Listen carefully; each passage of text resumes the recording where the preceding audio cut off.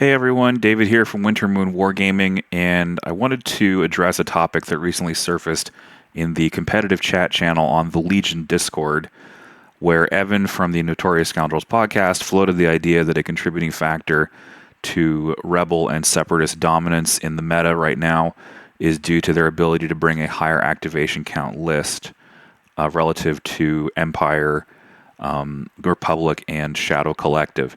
Now, this comment struck me for a few reasons. I'll get into those presently. In essence, in Legion, there's two kinds of stalling that could occur when someone brings a high activation count list. I'm talking like 14 activations and higher. There's simply what I'll call the time overhead. That is the time spent having to move the miniatures around, the time spent deciding what to do with each activation. And when you have more activations and miniatures, it eats up more of the shared game clock. And it creates an imbalance in the amount of time that each player has to play their army, and it also contributes to a shorter game because more time is spent per round actually doing the process of playing the match.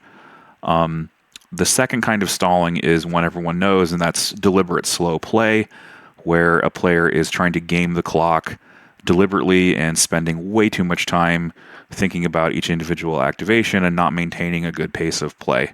And it appears that when you combine the more innocent time overhead with primary objectives that require you to secure rather than just contest, so that's most of them, I think that's 5 out of 6 right now, require you to secure objectives in some form to score.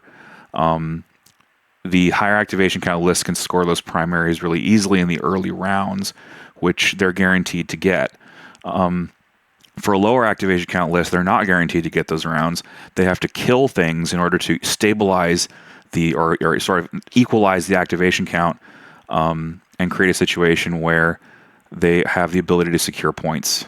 And so they need a longer game to succeed. They need all 5 rounds. Now, in the actual game itself, it's entirely possible that time overhead and slow play are indistinguishable from one another. It's really, really hard to tell them apart.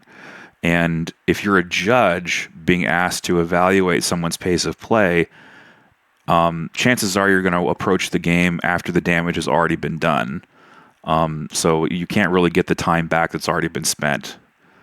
Now, I'm a proponent of chess clocks because chess clocks can solve both the imbalance in the time available and it removes bad incentives. So you both have a predetermined amount of time to use to play your army to the best of your ability.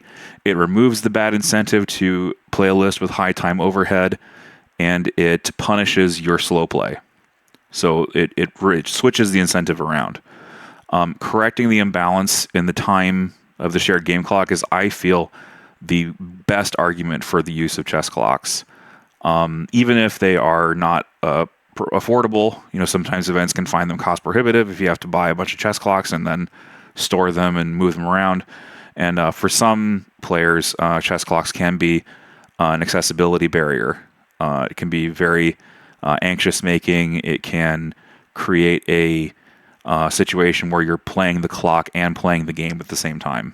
So I want to know what you think. Are people bringing higher activation armies simply because time overhead and slow play are indistinguishable, and time overhead generates an advantage automatically?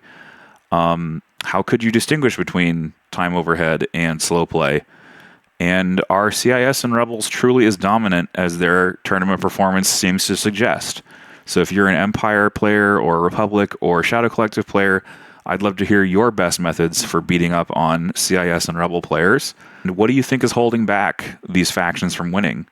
I'd love to hear that in the comments. And as always, before we sign off, check us out on Substack, wintermoonwargaming.substack.com. So I'm looking forward to reading your thoughts in the comments. Thanks for watching.